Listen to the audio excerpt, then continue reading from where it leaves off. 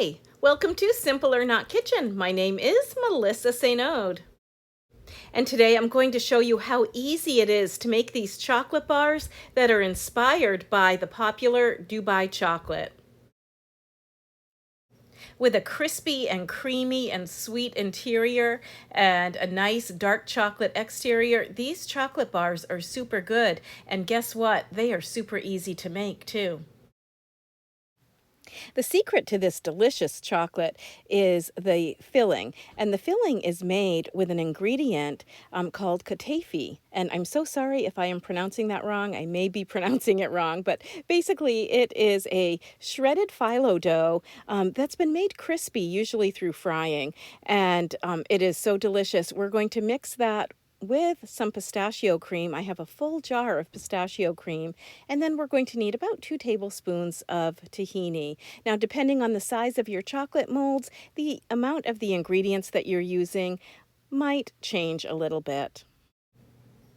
All of this deliciousness is going to be encased in chocolate. So we have some dark chocolate that we're going to melt, and then we're going to put it in these specialty molds that I bought just for making Dubai chocolate. So before we start on that, we're going to take some colored wafers, we're going to melt them, and then we're going to put them at the bottom of our molds, and we're just going to kind of move it around a little bit just so that we have a nice, fun, colorful design on the bottom of our chocolate. Once we swirl this around just a little bit, we're going to stick it in the refrigerator and let it cool. And then using the double boiler method, we are going to melt some dark chocolate. I'm using Ghirardelli, and I just sort of eyeballed the amount. I think I have probably about 4 ounces for the bottom. We're going to just melt it very slowly, and when it's nice and smooth and pourable, it's time to go into the molds.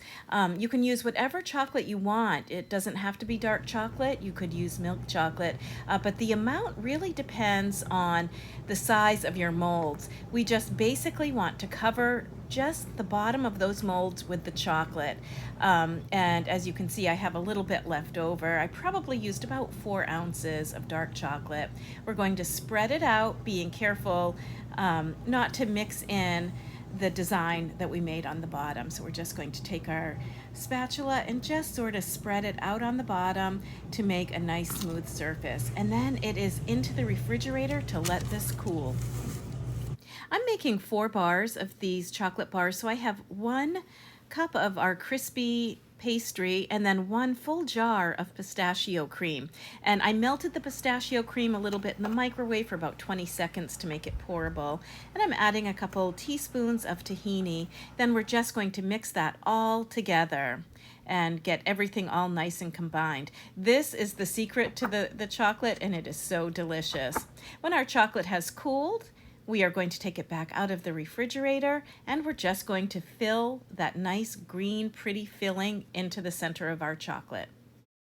We're going to spread the filling so that it's nice and flat and completely covers the chocolate. Then we're going to take more of our melted chocolate. This is about another 4 ounces of melted dark chocolate, and we are going to pour it right on top of that filling so that when this is finished, that delicious, crispy, creamy filling is going to be encased in chocolate. And we're going to just spread it out so that it's nice and smooth. Then it's back to the refrigerator for a few hours, and this is what it looks like when it comes out. It is beautiful. We have that design on the bottom, and it is nice and crispy in the middle. So you can be as playful as you want with that design on the bottom.